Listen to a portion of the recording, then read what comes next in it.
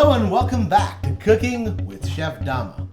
I've been getting many requests to cook and show more vegetarian dishes on my show, and today is that day. I'm going to be showing the vegetarian dish that is loved by people all over the world and is one of the most ordered dishes in Indian restaurants.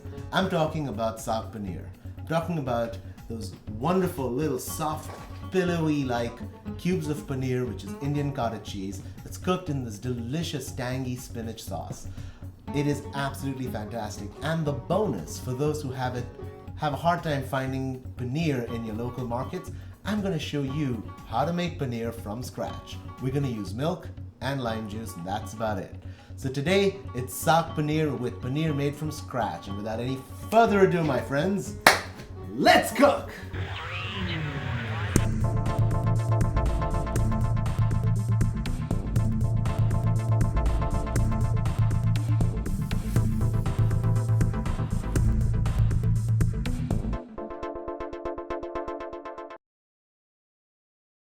So the first thing we need to do when making Saag Paneer is, of course, get hold of the paneer. Now you can get paneer at your local Indian store and the quality is really good. But if you want to make paneer from scratch, you've got to start with some whole milk. Making paneer at home is so simple. You're gonna wonder why you didn't do it all this while. We start with measuring out 6 cups of whole milk. In a non-reactive pan such as stainless steel, we measure 6 cups and put it on the flame. We want to bring it to a gentle boil. While it's boiling, we squeeze out the juice of 2 limes. In my case, I like using my little squeezer when I have a lot of limes because it takes out every drop. I'm also going to be making flavored paneer, and I'm going to flavor mine with some kasuri methi. Next, we add that to the milk that's come to a gentle boil, give it a good mix. Then we take it off the flame and add in the juice of our limes. A little stir, and before you know it, the milk is split into curds and whey. There you go, those curds right there is the basis of your paneer. We line a colander with some muslin cloth and pour out the curds and whey.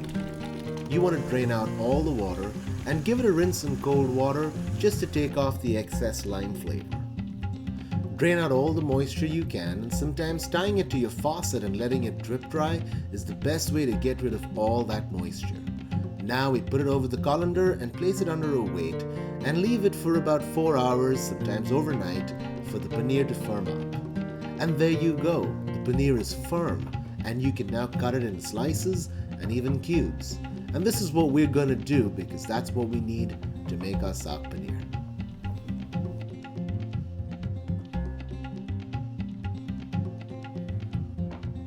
Next, I'm going to heat up a little oil in a skillet and saute these cubes of paneer. What I'm looking for is a little light golden brown caramelization. This process also helps give flavor and firm up the paneer so that when you mix it in the saag, it doesn't crumble into little bits. Once the paneer is properly sauteed and golden brown and delicious, I store this in a bowl of cold water. This prevents the paneer from hardening up and becoming rubbery. And that's it. That's all that it takes to make delicious paneer right in your own home.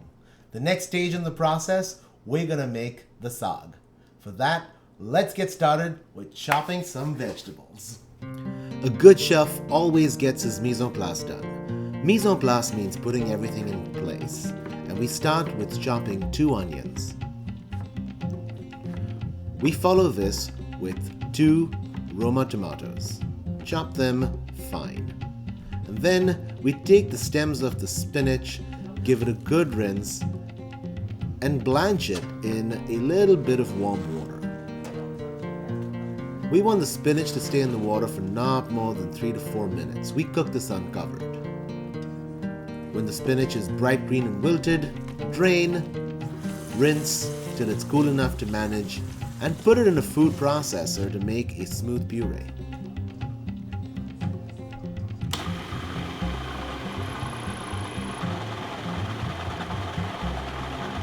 Once this is done, the next thing we need to do is make a green masala paste, a fine paste of garlic, which we will peel and roughly chop, ginger, peeled and given a rough chop as well. Follow this with green chilies. If you don't want your saag to be too spicy, get rid of the seeds. And finally, a rough chop on cilantro. Combine these 4 ingredients, put it in a food processor with a little touch of salt, a slight splash of water, and take it for a spin till you get a nice paste. And that's it, we're done with our mise en place. It's time to make the saag. We heat some ghee in a pan, crackle some cumin. When you start to hear the crackle, add the onions. You want to give the onions a good saute and allow it to cook. A little bit of salt will help draw out the moisture and cook the onions faster. We're looking for golden brown. And now that it's achieved, we add the green masala paste that we just made. Saute the green masala paste till the harsh aromas dissipate and starts to smell fragrant. You know that it's done when the oil starts collecting at the top. It's time to add some turmeric, some coriander powder, and some red chili powder. Give it a good stir, scraping the bottom at all times to make sure the powders don't stick to the bottom and burn. Now, you gotta cook this till, again, the harsh aromas dissipate. And now it's time to add the tomatoes. Give the tomatoes a good saute, and you want to cook the tomatoes down till it turns into a paste. Again, a sprinkling of salt will help hasten that process. Once you've achieved the paste-like consistency that you're looking for, it's time to add the spinach puree. Mix well to incorporate. Allow it to cook a little bit. Now, a little splash of kasuri methi will give it a great flavor, and a squeeze of lime juice to maintain its color and acidity. And of course, garam masala powder, how can you do without it?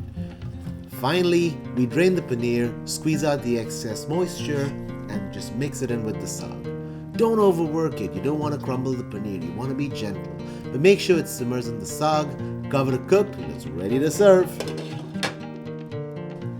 There you have it! Delicious saag paneer made in your very own home with paneer made from scratch. Now that is an accomplishment. I know you're gonna love this dish and I really hope you try it. Please do send me emails in case you'd like to see any dishes done on the show. And also don't forget to subscribe so you won't miss out on the next video on Cooking with Chef Dama. This is Chef Dama signing out, wishing one and all happy eating.